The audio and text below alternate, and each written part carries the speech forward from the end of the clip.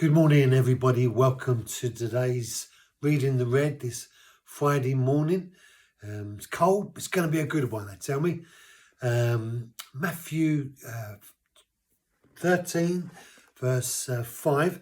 Jesus continuing his teaching regarding the parable of the sower. And having looked at the seed on the road, having thrown the seed, some seed, in verse 5, other fell on the rocky place, where they did not have much soil, and immediately they sprang up, because they had no depth of soil.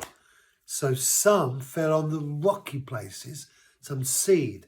So the word of God fell into a kind of a good place, although not good enough.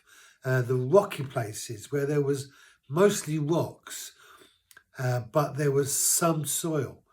And the seed fell on the rocky places, but the soil was not very deep.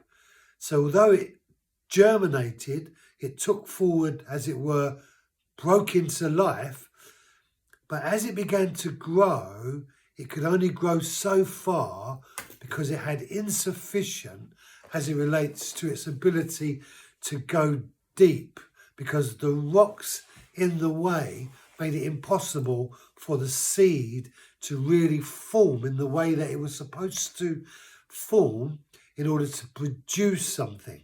So there had an appearance, it appeared that there was a life growing. It appeared that the seed was bringing some kind of fruit, that the anticipation of a harvest would be there.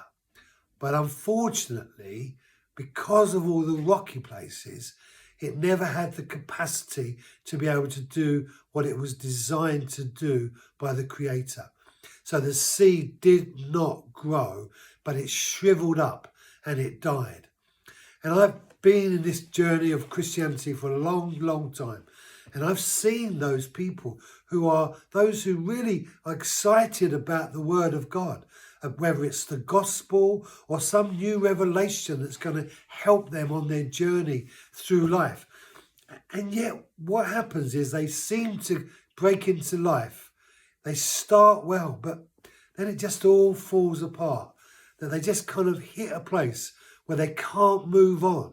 It's like in that area of their lives, they are just so broken, so damaged, so unable to go further, that they just shrivel up and they die. The rocky places, the hard things of life.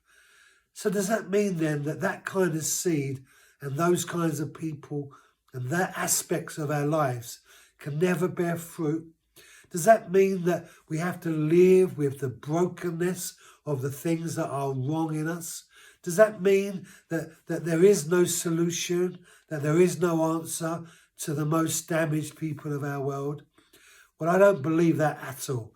I believe that God is able to do great things. But in this parable, at this point of the story, Jesus conveying to us this sense of this is why some people never grow, because the seed has fell into a place in their lives which has no potential to grow.